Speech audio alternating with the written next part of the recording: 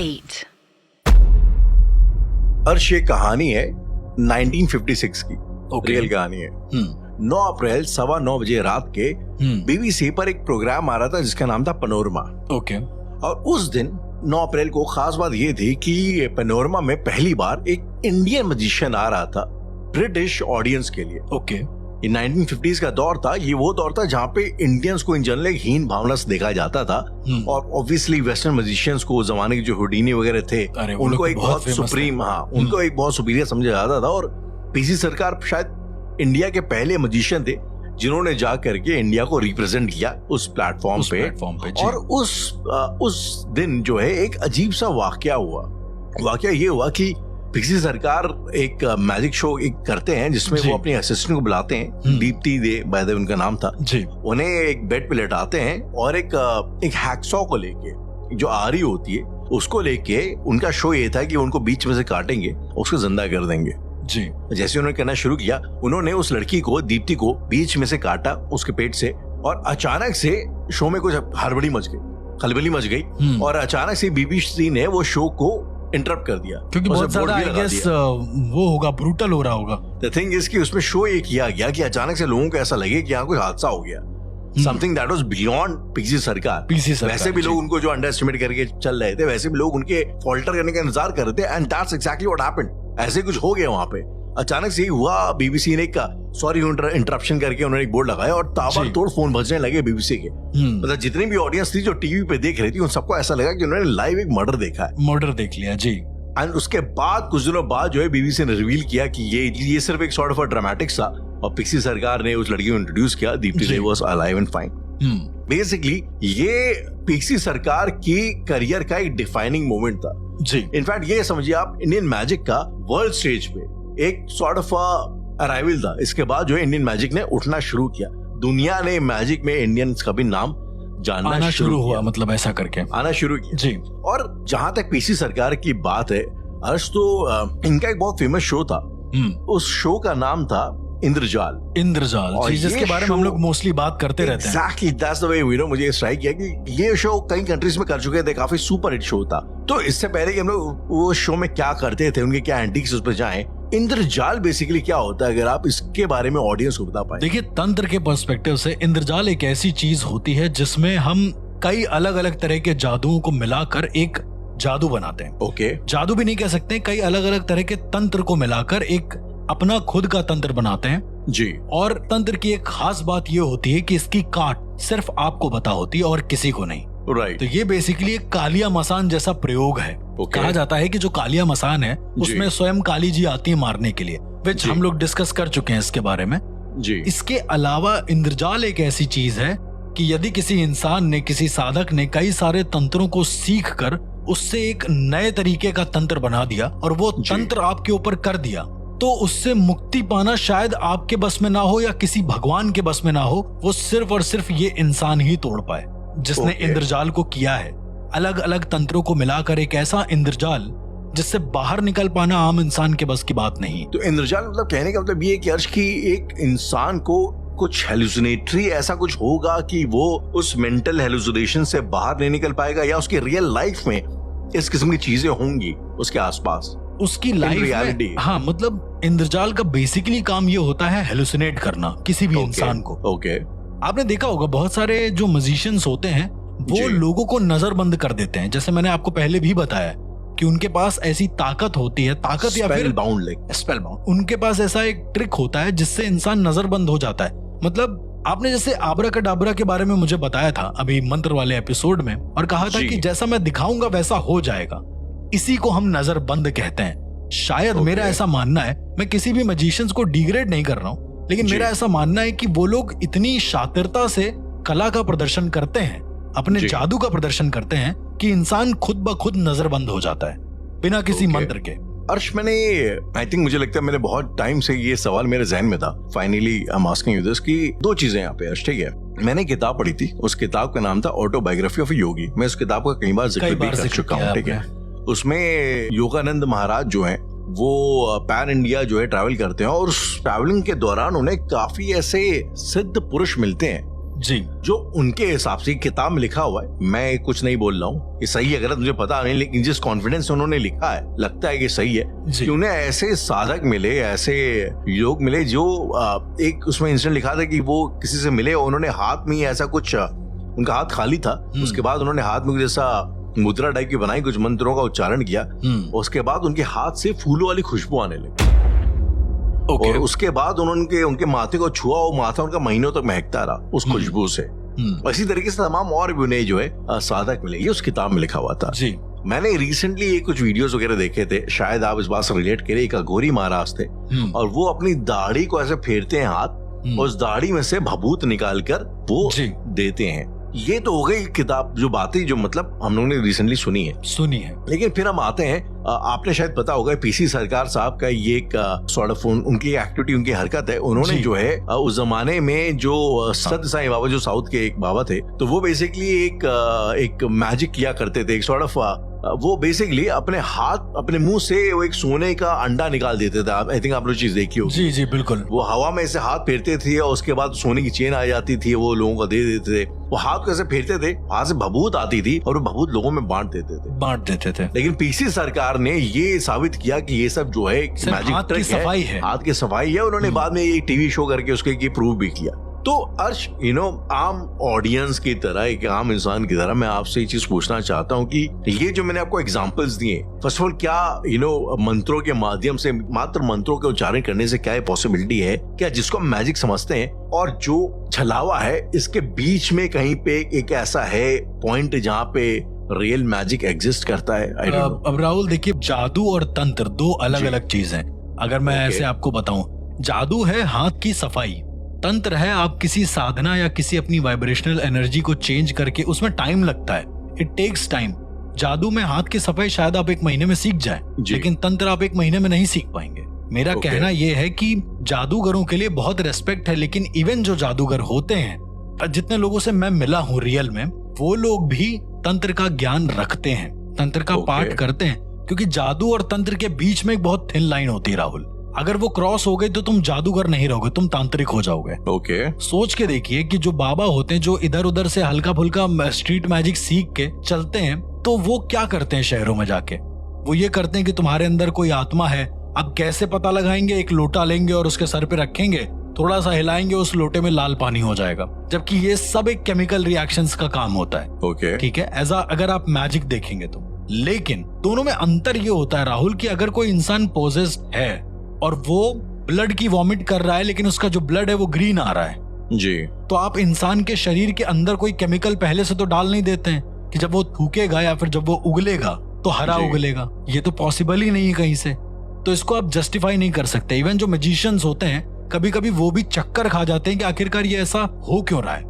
क्या पोजीशन नाम की चीज भी एग्जिस्ट करती है? लेकिन एग्जिस्ट करती है राहुल, उन्होंने भी कबूला है कई बार। नहीं, मैं पोजीशन की बात ही, मैं आपसे सिर्फ ये पूछ रहा हूँ कि क्या आपको ऐसा लगता है, क्योंकि बहुत बार ऐसा मैंने घोरीज को ऐसा देखा है कि वो सिर्फ हाथ को 4 बार घुमाते हैं, उसके बाद रुद्राक्ष का एक बीज निकाल के आपको दे देते हैं। क्या आपने कभी अपने इस पूरे करियर के दौरान कभी ऐसे किसी अघोरी से आपका सामना हुआ जो इस किस्म के काम कर सकता हो? बिल्कुल कर सकते हैं राहुल, लेकिन सिर्फ और सिर्फ महाअघोरी या अघोरी, मैं उनकी बात मान सकता हूँ कि वो ये कर सकते हैं, बट आम इंसानों के बस की बात नहीं है। लेकिन वो आपने ये चीज देखी है कि वो हाथ से, मैंने कई सारी ऐसी चीजें देखी है कि एक्चुअल जब मैंने आपको एक प्रवृत्ति परिवर्तन वाली एक चीज दिखाई थी जिसमें एक मछली पानी के बाहर जिंदा है लेकिन पानी के अंदर मर रही है। समझ रहे हैं आपकी किसी की प्रवृत्ति ही बदल देना जी। तो जब वो इतना कर सकते हैं तो वो एक रुद्राक्ष लाना उनके लिए बहुत आम सी बात है। लेकिन जिसके पास इस तरह की कलाएं होती हैं वो कभी भी टीवी पर ऑन स्क्रीन या ऐसे उसका प्रदर्शन नहीं करेगा, उसका ढोंग नहीं करेगा, के लिए उसको नहीं दिखाएगा। ऐसा कहा जाता है कि सिद्धियां अनंत होती हैं और सिद्धियों के जो देने का प्रोसीजर होता है, हो सकता है वो तुम्हें तुम्हारे पिछली लाइफ पूरी दिखा दें एक साथ आंखों के सामने, लेकिन जैसे ही आपने उसका प्रदर्शन करा वो सिद्धि हमेशा के लिए आपके पास से चली जाएगी और आपका सब कुछ छीन लेगी, क्योंकि ये प्रकृति के नियमों के खिलाफ है राहुल। इवन अगर पीसी सरकार या कितने भी जो इंडिया के मैजिशियंस रहे हैं बड़े बड़े, अगर उनको ब्लैक मैजिक या फिर जो ऐसा तंत्र है जिसमें उनको पता है कि कहां से क्या चीज लानी है, अगर वो आता होगा तो वो शो ऑफ नहीं करेंगे। भले वो इस चीज को बोल के टाल देंगे कि ये एक सफाई है, हाथ की सफाई है, वो कभी नहीं बताएंगे कि ये सिद्धि है। ये पॉसिबल ही नहीं है। अमीराश, मैं एक आम लिसनर के पॉइंट ऑफ व्यू से पूछ रहा हूँ, जो शायद लोगों में सुनते हैं, हो सकता है वहाँ पे ऐसा कोई हो जो इस वक्त मैं सुन रहा हूँ और वो ये सोचे कि मैं कल की तारीख में शायद एक साधक बनूंगा और शायद कोई इस किस्म की सिद्धि हासिल करूंगा। फॉर एग्जाम्पल, शायद एक बार हमारी बात हुई थी और आपने बताया था लेविटेशन के बारे में कि लोग जो है साधना करके उनके अंदर ऐसी शक्ति आ जाती है कि वो हवा में अचानक ही यकायक ऐसे बलून की तरह उड़ जाते हैं, वो इतने हल्के हो जाते हैं कि वो तो अब फिजिकली अगर साइंस के हिसाब से देखेंगे तो क्या ये एक पॉसिबिलिटी है? I don't think so. Impossibility है that also I don't think so. कुछ चीजें अगर हैं तो शायद ये चीज कुछ चीजें देखो, अगर लेविटेशन नाम की कोई चीज है, ये भी एक तरह का जादू है। कुछ लोग इसे जादू मानते हैं, कुछ लोग इसे तंत्र मानते हैं। तो वही मैं अगर आपसे पूछूं कि क्या आपको ऐसा लगता है कि क्या लेविटेशन एक आम इंसान के लिए पॉसिबल है? नहीं, बिल्कुल नहीं पॉसिबल है। एक आम इंसान के लिए लेविटेशन बिल्कुल नहीं पॉसिबल है, क्योंकि आपकी बॉडी की जो वेवलेंथ है, जो फ्रीक्वेंसी है, उस हिसाब से मूव कर ही नहीं पाएगी। क्या एक साधक के लिए पॉसिबल है? नहीं, एक महाअघोरी के लिए पॉसिबल है। एक साधक के लिए भी पॉसिबल नहीं है। वो अपनी स्पिरिट को बाहर निकाल के कहीं घूम ले, ये पॉसिबल है। पर जो शरीर है, शरीर की कुछ क्षमताएं होती हैं, कुछ लिमिटेशंस होती हैं राहुल, जिसको तुम चाह कर भी क्रॉस नहीं कर सकते हो।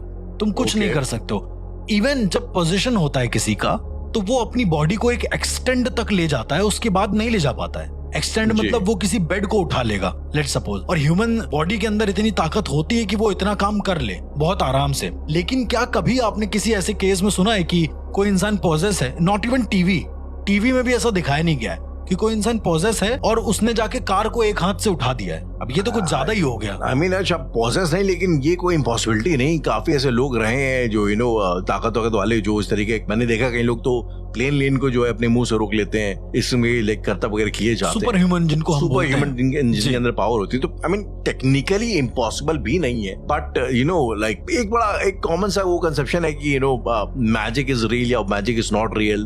तो मैं इसी के पॉइंट ऑफ व्यू से मैं आपसे ये सवाल करना चाह रहा था कि लेविटेशन जब बोलते हैं तो आप ये कहते हो कि आपने हवा को कंट्रोल कर लिया है। ठीक है, हवा आपको अपने साथ ऊपर ले जा रही है, फिर नीचे ले आ रही है, लेकिन ये पॉसिबल नहीं है। इस आयाम में तो पॉसिबल नहीं है। इसका रीजन जो है वो ये है कि हवा जो है एकल डायमेंशन की है, और एकल डायमेंशन मतलब 1D आपको सिर्फ ध्यान करने से आएगा। तो ध्यान में ही आप उड़ पाओगे, आप रियल में कभी उड़ ही नहीं पाओगे। जब अर्श आप कहते हैं कि ध्यान में आप उड़ पाओगे, तो इट्स लाइक सेइंग कि आप अपनी इमेजिनेशन में उड़ पाओगे क्या? तो जाहिर सी बात, अपनी इमेजिनेशन में तो आप उड़ ही सकते हो, बट वो एक चीज क्या है जो कि फिजिकल रियलिटी भी नहीं है और वो इमेजिनेशन के भी बियॉन्ड है। अब राहुल, बहुत सारे ऐसे तांत्रिक होते हैं जो ये दावा करते हैं कि वो बहुत बड़े जादूगर हैं। ठीक है, वो इस लेवल को एक्सटेंड करते हैं। अब चूंकि उनके पास सिद्धियां होती हैं, उनके पास चीजें होती हैं। अच्छा, जादू लोग क्या मान लेते हैं कि अब लेट्स सपोज मैं आपके यहाँ पहली बार जब आया था, फिर मैंने कुछ लोगों के बारे में बताया, तो वो लोग कहते हैं अरे ये तो जादू हो गया। एग्जैक्टली, वो भी, पर वो जादू नहीं है। यही एक माइंड रीडिंग। माइंड रीडिंग में नहीं, वो मेरे विजन्स हैं जी। जादू ये नहीं होता है। जादू ये होता है जब आप किसी से कहते हो कि चलो 2 नंबर चूज करो। अब आपने चूज करा 10 और 7। अब 10 और 7 के हिसाब से आपकी मैंने साइकिक की रीडिंग करा, मतलब आपकी जो माइंड को है उसको मैंने रीड करा जी। उसके हिसाब से आपको बोला 10 मोस्टली वो लोग चुनते हैं जो ज्यादा सैड रहते हैं। मतलब थ्योरी होती है जो मुझे नहीं पता है मेंटलिज्म की। तो वो उस तरह से काम करते हैं। जहां पर मेंटल लेवल के ऊपर बात आती है, जहां पर पैरानॉर्मली हम देखते हैं, वहां पर काम आता है तंत्र। मैं आपको एक गांव के बारे में बताना चाहता हूँ। वहां पर एक इंसान थे, सुरेश चंद्र नाम था उनका, बंगाल की ही बात है, और ये जादू दिखाया करते थे बहुत ज्यादा, और बहुत बहुत अच्छा जादू था इनका। अब तो खैर नहीं है इस दुनिया में, अब उनका बेटा करता है। तो ये प्रथा है राहुल, मतलब सदियों से चली आ रही है उनके यहाँ। तो जो उनके एंसेस्टर भी रहे होंगे, शायद वो भी जादूगर रहे होंगे एक तरीके से। And let me tell you कि जैसे मैंने आपको बताया कि जो जादू है और जो तंत्र है उसके बीच बहुत थिन लाइन है। यानी कि उनके जो एंसेस्टर्स रहे होंगे वो तांत्रिक रहे होंगे, तब जाकर ये जादूगर बने, मेरा ऐसा मानना है। क्योंकि ये इंसान क्या करता है कि जब सारा जादू हो जाता है उसके बाद माता को प्रणाम करता है, क्योंकि कोलकाता में ये सब कल्चर है जी। एक दिन क्या हुआ कि इसके घर के बगल में एक बूढ़ा इंसान पोजेस हो गया और वो बच्चों की तरह रिएक्ट करने लगा। मतलब दोनों पैर से, दोनों हाथ से जमीन पे चलने लगा और न जाने क्या क्या बोलने लगा कि ये मेरा शरीर नहीं है, मुझे शरीर से निकालो। तो उस बूढ़े इंसान ने क्या किया कि एक चाकू लिया और अपने शरीर को बीच से फाड़ने लगा, मतलब पसलियों से पूरा पूरा फाड़ने लगा। करीबन उसने आधा छेद कर दिया था। उसके घर वाले आए, उस बूढ़े इंसान को रोका और इसके बाद सुरेश जी को बताया गया। तो सुरेश जी आते हैं और उससे कहते हैं कि मतलब अलग अलग तरह से जादू दिखाते हैं। कभी कबूतर निकाल दिया, उन्होंने कहा कि तुम्हें ये क्या लग रहा है। तो पहले सुरेश जी ये कंफर्म करते हैं, मैंने जहां तक सुना था वो ये कंफर्म करते हैं कि इस इंसान को हेलुसिनेशन तो नहीं है। अब राहुल मैं आपको एक बहुत क्लियर चीज बताता हूँ जिससे लोगों को और समझ में आ जाएगा कि हेलुसिनेशन, जादू और तंत्र के बीच क्या फासला है। ओके। जो जादू होता है राहुल, ऐसे समझो जादू एक ऐसी चीज है, हाथ की सफाई एक ऐसी चीज है जो आपको हेलुसिनेशन में डाल सकती है। Is it so? Sort of, लेकिन yes. जादू एक ऐसी भी चीज है जो रिवील होने पर आपके सामने से जो हेलुसिनेशन का पर्दा है उसको परमानेंटली हटा सकती है। ये काफी डीप था। एग्जैक्टली यदि कोई आपके सामने जादू कर रहा है, आप एकदम से उससे बड़े इंट्रीग हो जाते हो और फिर उसके बाद वो आपको बता देता है कि वो जादू कैसे हुआ है, फिर आप कहते हो अरे ये था। आप समझ रहे हो? Nobody is interested in that, कोई वो जानना नहीं चाहता। कोई इंटरेस्टेड। अब इसीलिए ये जो सुरेश जी थे, इस बूढ़े इंसान के ऊपर उन्होंने पहले अपने सारे जादू दिखाए। जो भी वो जादू दिखाते थे, कम से कम 15-16 जादू होंगे जो उस गांव में वो दिखाया करते थे। जब उन्होंने दिखाया तो ये पाया कि वो जो इंसान है, वो जो बूढ़ा इंसान है जो पोजेस हुआ था एक बच्चे की आत्मा से, वो बिल्कुल भी हेलुसिनेट नहीं कर रहा है। उसको सब पता चल रहा है कि क्या हो रहा है क्या नहीं हो रहा है।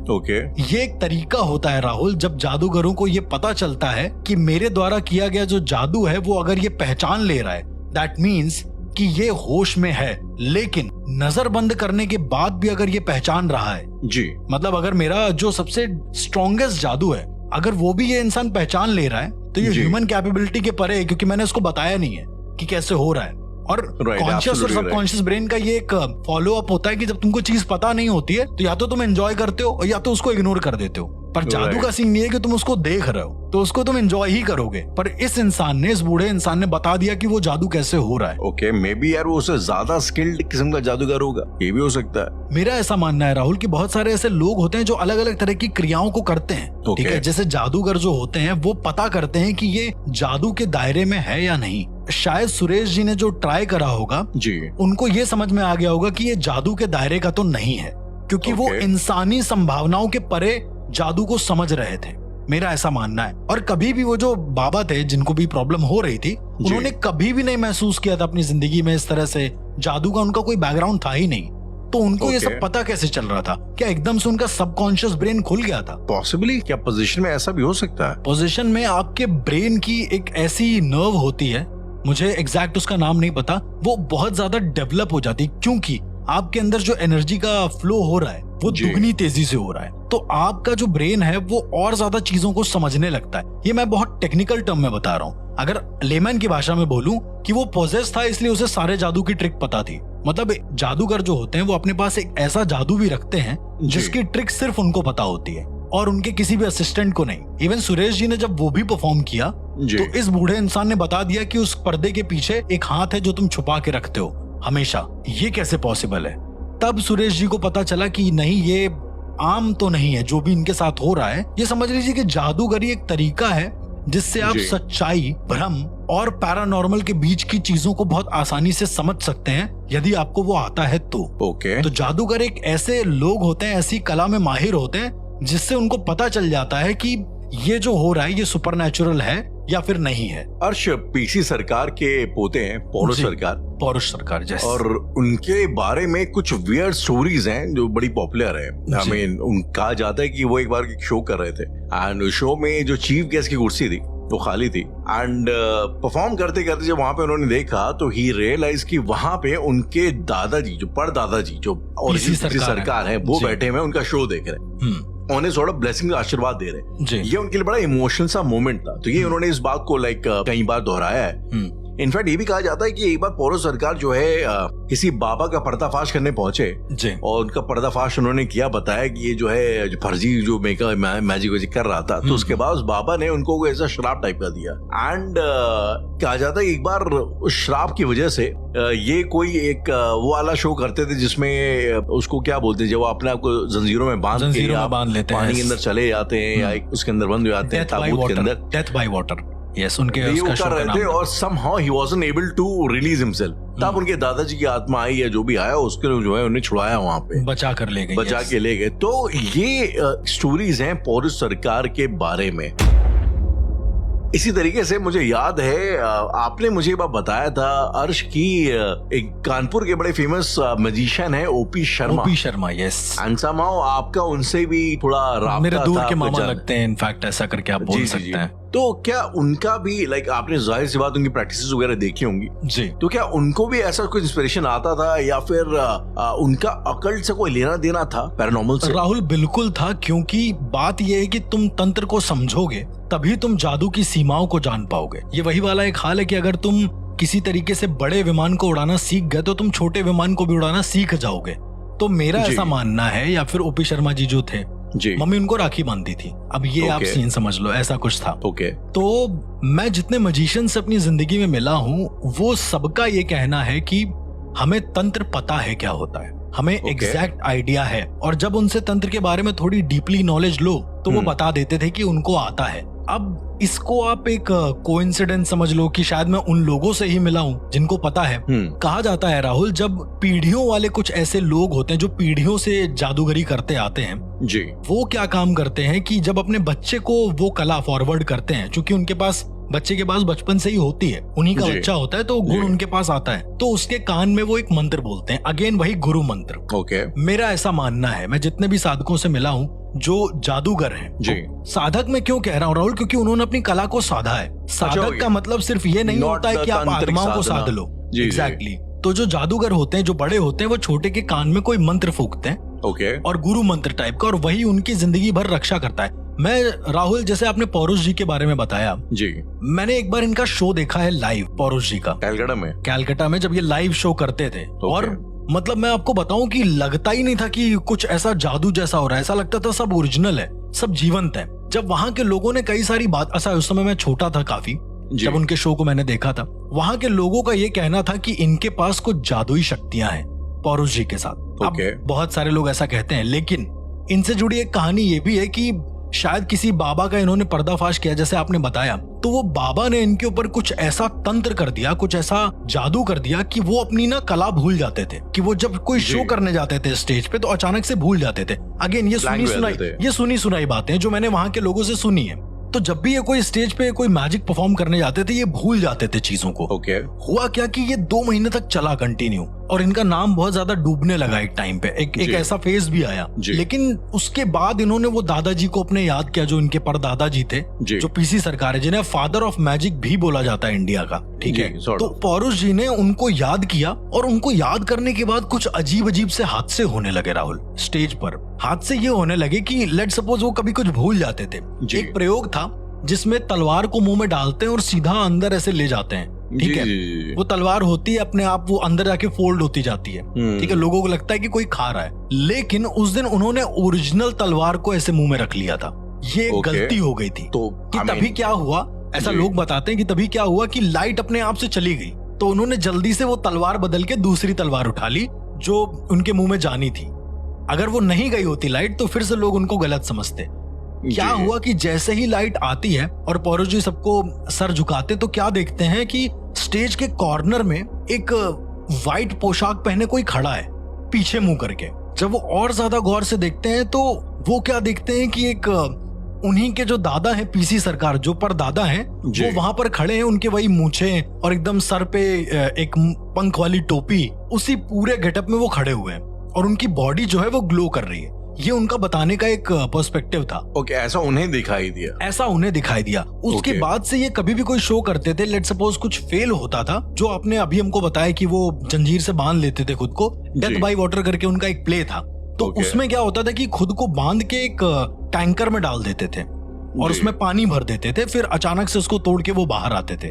तो हुआ ये कि जैसे ही उन्होंने एक दिन वो परफॉर्म किया, वो जंजीर खुली नहीं। जी। राहुल, लोगों का ये कहना है, उनसे पूछने के बाद जो उनको पता चला कि जब ऐसा हुआ तो पौरुष जी को ऐसा लगा कि कोई मछली आई है, वो लॉक के अंदर घुसी है, जो उनके हाथ में लॉक है, और लॉक खोल दिया है, और वो लॉक खोल के किसी तरीके से बाहर आके उन्होंने अपना पूरा मैजिक परफॉर्म कर दिया है। अब वो मछली कौन थी ये नहीं पता। ये उन्होंने आके खुद एक्नॉलेज किया, ये खुद उन्होंने बताया। हाँ, ये उन्होंने कुछ लोगों को बताया जिनसे पता चला मुझे। अब मैं तो डायरेक्ट कभी बात नहीं कर पाया, लेकिन ये चीज मुझे पता चली। अब हो सकता है कि ये चीज ना भी हो, लेकिन बहुत रेलेवेंट थी। क्योंकि हमेशा जब वो अपना शो खत्म कर लेते थे तो एक खाली चेयर की तरफ सर झुकाते थे Rahul. Now come back to the point, वो हमेशा अपने शो में एक सीट वो खुद लेते थे। उनका ऐसा मानना था कि हर शो पीसी सरकार देखने आ रहे हैं। उनके जो परदादा है जी, वो आत्माओं के दुनिया से यहाँ आते हैं देखने के लिए। और ये बहुत ज्यादा इंट्रिगिंग था कि हर शो में वो एक सीट छोड़ देते थे और वो सबसे आगे की कम से कम 8वीं सीट होती थी। तंत्र के हिसाब से 8 और 9 का बहुत बड़ा इम्पैक्ट है। वो मोस्टली 8वीं सीट होती थी या 9वीं सीट होती थी according to the availability. Mostly वो 9वीं सीट को ही प्रेफर करते थे। अब 9वीं सीट क्यों प्रेफर करते थे कोई अंदाजा नहीं, लेकिन तंत्र के हिसाब से 9 एक ऐसा अंक होता है, एक ऐसा मूलांक होता है जिसके जरिए, जिसकी चीजों को तुम, जिसके मैकेनिज्म को यूज करके तुम आत्माओं का आवाहन कर सकते हो। अब मुझे नहीं पता कि वो इस वजह से करते थे या कुछ और कोइंसिडेंस रहा हो, कुछ भी कोइंसिडेंस भी हो सकता है, विच इज वेरी ट्रू। और ये होने के बाद राहुल, उनके ऊपर से जो श्राप था जी, पौरुष जी ने ये भी बताया कि वो भी अपने आप खत्म हो गया जब से दादाजी का हाथ मेरे ऊपर आया है। और ये होता है राहुल जनरेशंस में। यदि अब चूंकि आप जैसे होते हैं, आपकी जो प्राण ऊर्जा होती है, आपकी जो जीवात्मा होती है, वो भी मरने के बाद वैसी ही होती है। यदि आप अपने जीवन काल में किसी जादू को परफॉर्म करते हैं तो मरने के बाद ऐसा कहा जाता है कि उस जादूगर की जो आत्मा है वो स्वेच्छा से किसी भी आयाम में आ जा सकती है, उसकी अपनी इच्छा से। क्योंकि जब आप मर जाते हैं तो आपकी जो ऊर्जाएं होती हैं वो डबल ट्रिपल हो जाती हैं, राइट? आपकी जो शक्तियां होती हैं वो अनंत हो जाती हैं। तो ऐसा कहा जाता है कि शायद अभी भी पीसी सरकार जो है वो उनका शो देखने आता। पता नहीं शो होता है कि नहीं, पर मुझे ऐसा लगता है कि ये रिगार्डलेस ऑफ द फैक्ट कि ये स्टोरी सही हो गलत हो, आप इसे माने चाहे ना माने, लेकिन कहीं ना कहीं एक बड़ी इमोशनल स्टोरी भी है यार कि एक दादा भी इस वर्ल्ड के सबसे रेनाउंड म्यूजिशियन है जो अभी भी अपनी फैमिली लेगेसी को देखने के लिए आते हैं। और उनकी फैमिली भी जो है उस लेगेसी को उन्होंने जिंदा रखा है। या तो सरकार से महाराजा जूनियर है या यंग है, और वो कब से कर रहे हैं, और क्या क्या आता है उनको। मेरा ऐसा मानना है क्योंकि वो बंगाल से बिलोंग करते हैं सबसे पहला, ऊपर से शाक्त संप्रदाय से बिलोंग करते हैं, मतलब माँ काली को पूजने वालों में से है वो। तो फॉर श्योर मैं ऐसे नहीं कह रहा हूँ कि उनको तंत्र, मतलब वो तांत्रिक होंगे, पर यस वो माता को पूजा करते हैं, यानी उनका आशीर्वाद तो जरूर है। और कुछ ऐसा है जो नजरबंद में सबसे ज्यादा प्रयोग करता है उस ऊर्जा को लाने के लिए। ऐसे आपने एक बार जो है बातों में बताया था कि बनारस में भी इस किस्म के मसानिया जादूगर बहुत घूमते हैं, बहुत ज्यादा घूमते हैं। अब उनको पता नहीं आप क्या कहेंगे, उनको आप जादूगर कहें या तांत्रिक कहें, पता नहीं। हाँ वही, उनके अंदर मतलब वो साधक भी होते हैं, वो तंत्र भी करते हैं, और वो रात को शमशान की क्रिया करते हैं और दिन में जादू दिखाते हैं सड़क पे। उनको स्ट्रीट मैजिशियंस बोलते हैं, जिनकी वीडियो आप लाख यूट्यूब पे देख सकते हैं। आपका कभी आमना सामना हुआ है, राब्ता हुआ है? कानपुर में भी कई बार आए हैं, इवन बनारस में भी। तो आपने देखा होगा एक आता है झोला लिए इंसान, उसके साथ एक बच्चा होता है, कहता है कि ये मैं बदल दूं, कहता हाँ बदल दो, तो उसमें 2 आ जाते हैं, 3 आ जाते हैं। हाथ की सफाई होती है, लेकिन एक चीज जो मैंने नोटिस करी उन लोगों के पास वो ये है कि उनके पास मसानी हड्डी भी होती है। मैंने एक बार जरूर देखा था और मैंने टोक दिया था कि क्या ये मसानी हड्डी है। राहुल ये समझ लीजिए उसके सामने 5-6 हजार रुपए पड़े होंगे जी, वो बिना पैसे लिए सब कुछ समेट के भाग गया। ऐसा कहा जाता है यदि किसी के पास मसानी हड्डी है और तुमने उसे पूछ लिया तो उसे सच बोलना पड़ जाएगा, और सच बोलोगे तो मसानी हड्डी की जो आत्मा है वो आधी तुम्हारे पास आ जाएगी और आधी उसके पास चली जाएगी। आई थिंक आपने ये चीज पहले भी बताई। मैंने बिल्कुल बताई, क्योंकि वो जो स्ट्रीट मैजिशियंस होते हैं वो लोगों को नजर बंद कर देते हैं। उसे आप जादू कह लें, उसे आप कोई ऐसा खेल कह लें जो सबके साथ हो जाता है, एक ऐसा भ्रमण कह लें आत्माओं का जो सबके दिमाग से होके जाता है और सबको पलट देता है। ये भी पॉसिबिलिटी हो सकती है पैरानॉर्मल की दुनिया में, क्योंकि ये जो एपिसोड था ये मैंने आपको बहुत लेमैन के लैंग्वेज में बताया है कि पैरानॉर्मल अर्थ पर इस तरह भी एग्जिस्ट करता है। इसी तरह बनारस में अर्श आपने मुझे बताया था एक ऐसे, और मैं अभी भी जब कभी बनारस के बारे में सोचता हूँ तो मुझे पहला विजन आता है, वो आता है हरिश्चंद्र घाट का, जहाँ पे आपने मुझे बताया था कि कई बार ऐसा होता है कि कोई अगर मान लो अघोरी तो नहीं, कोई अगर पापी किस्म का इंसान आता है तो समहाउ और दिया उसकी लाश जल भी नहीं पाती, उसकी फैमिली वाले लाख कोशिश करते हैं लेकिन कुछ तो भी होता है ऐसा, ये नहीं हो पाता। Yes exactly. इसी तरीके से मैंने सुना है कि बनारस में ऐसा भी होता है कि खैर बनारस में देश भर से लोग जाते हैं पिंडदान करने के लिए, लेकिन एक पर्टिकुलर एंटिटी ऐसी होती है जो अगर आपके पीछे लग जाए तो आपको अपने परिवार का, पितरों का आखिरी ये कर्ज भी चुकाने नहीं देती है, आपका पिंडदान स्वीकार ही नहीं करने देती। बिल्कुल, और अलग अलग शहरों में अलग अलग तरह के नाम से इसे पुकारा जाता है, जिसे हम पिंड राक्षस भी कहते हैं।